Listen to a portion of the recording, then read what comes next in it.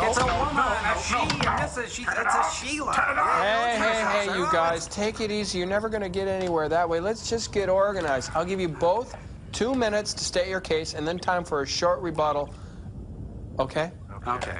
All right. Now, standard debate rules. I will act as arbiter. On my mark, begin, Mr. Crow. Mr. B. Natural was a woman. Of this, there can be no doubt. Not a chance, fembot. Hey, that's 1 penalty point for Mr. Servo. Mr. Crow, begin again. Thank you, Commissioner.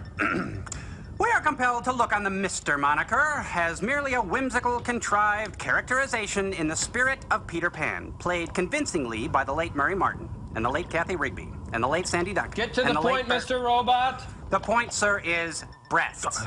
Yes, Mr. B. Natural had breasts. A decidedly unnatural thing for a man to have, don't you think, Mr. Servo?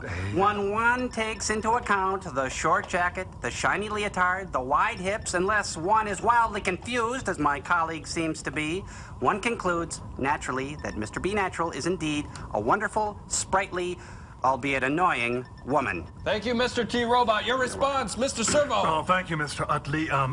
Ignoring the eremite contumely held to me by my less than erudite confrere, no doubt places a thin veil before an attributious temperament. Mr. Servo, I'm warning you, no William F. Buckley impersonations under threat of a point reduction. Okay, sorry.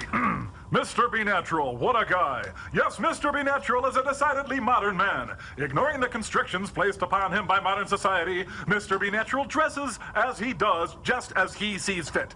If this means dressing in a shimmering leotard and a powder blue note-spangled jacket and climbing through the windows of young troubled middle schoolers to play clarinet with them till the wee hours, waking them the next day to whisper in their tender ears, I say more power to him. Mr. Servo, you're evading the question. If by this, sir, you mean that Mr. B. Natural is a man, I challenge you to come up with any compelling evidence to the contrary. They named him Mr., and I, for one, have faith that they knew what they were doing. You might as well just ask me to prove that a fish is a fish. Gentlemen, it just is. As for these phantom breasts Mr. Robot claims to have seen, I say phooey carflooey. Perhaps he's been in space too long. Gentlemen, Mr. B. Natural is just that. Here's wishing we could all be a little bit more like him. I yield the floor. Mr. T. Boat, you have 20 minutes to rebut. Mr. Servo, you have got to be kidding me. Let's assume for the moment that Mr. B. Natural is a man. My heavens, what a confusing message to send to little kids. Already there's the painful feeling of isolation, the horrible scarring acne, and Mr. Servo here would have us place a cross-dressing man with a clarinet slap dab in their bedrooms.